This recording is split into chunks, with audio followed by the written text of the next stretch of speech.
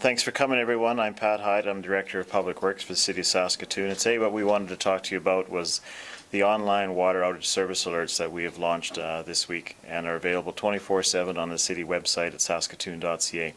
These are to notify affected residents of any unplanned water outages, disruptions, and as well for outages that are 8 hours or more. The city averages roughly about 8 water main breaks per week. And each one of those can affect up to roughly 25 residents, households, I should say, at a time. And so improving our communications to ensure that we're getting that message out to affected residents is really critical, and obviously one that we found that residents do want to have. And with the age of technology, of course, we're able to do things that we couldn't do just a few short years ago.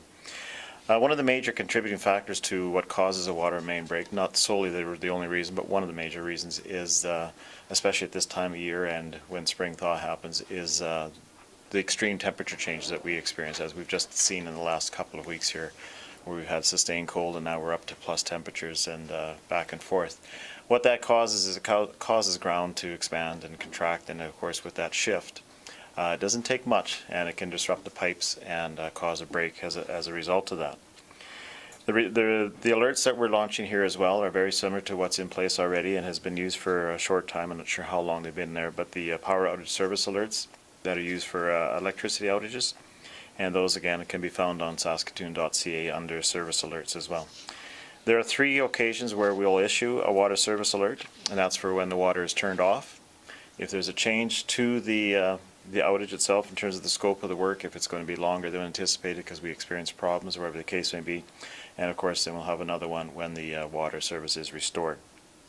You can also get these service alerts on Twitter by following at YXE Service Alert, Facebook at Saskatoon City News, and as well you can call into our customer service center at Public Works regarding water service disruptions or water main breaks. Just as a note as well, since this winter season, since November 1st, 2014, we've experienced 42 water main breaks compared to 77 water main breaks over the exact same period of last winter season. And the 20-year average for that same time frame from November 1st to date is 66. Just as a note of interest as well, in 2014 we sustained 316 water main breaks. The 19-year average is 274 breaks. The 5-year average 236 breaks, and the 3-year average 234 breaks. In that same time period, the year we had the highest number of breaks was 2003. We had 415 breaks, and in 2012 that was the lowest of that 19-year average, or that 19-year span, where we had 187 breaks. It's the city's goal to repair all breaks and service disruptions within 24 to 48 hours.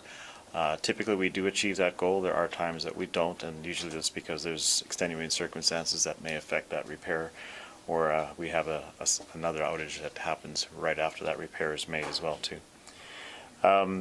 Once a repair is completed and the water is turned on, we will issue a yellow drinking water advisory, as seen here. And that's a form of a door hanger, and that's delivered, and we've been doing that for the last couple of years as well. That's delivered to the affected residents for a water outage, and this will stay in place typically 2 to 3 days. It can last a little longer. It depends on the circumstances involved in the testing process that we have to go through. The notice advises that there is a risk of contamination as a result of the repair process. This is not a boil water direction. This is not a boil water notice. This is an advisory that you should boil the water before consuming it.